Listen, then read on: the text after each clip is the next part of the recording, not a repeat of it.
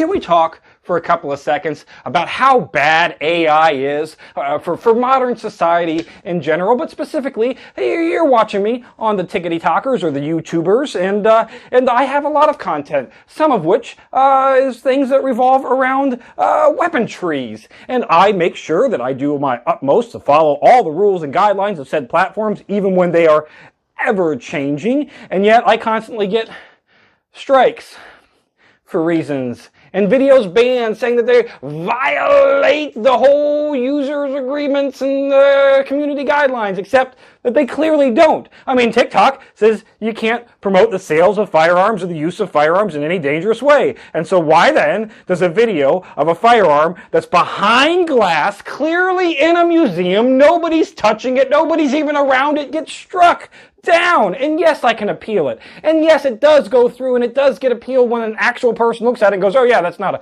community violation. But the AI is too dumb to look at it and go, oh no, so it has to go to a person. And by the time you do all of that, and by the time you get the appeal, it doesn't matter, that video's dead in the water and nobody's ever going to see it. And it's the same on YouTube. You have a live where you show a BB gun, which doesn't violate anything that they say, but they look at it and they go, oh, nope, the robot thinks that's a real gun, and so you're banned. And even when it gets appealed and approved that you didn't violate anything, you can't go back on live for days for reasons. And I say all this because, again, it's the AI that's doing the initial look through, and we don't like what we're seeing because it's a robot that sees it. It doesn't know any better, but it does nothing to stop the random buttholes and boob shots that you see in the background, like when you're scrolling, and they got other things in front of it, and the AI is too stupid to determine what's in the foreground and what's in the background, and you get a random surprise butthole. And I don't mean to complain about random surprise buttholes, because at the end of the day, I mean, who doesn't like a little bunghole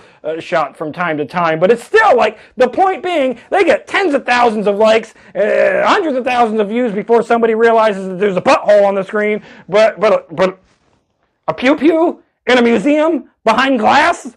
Nope, can't have that.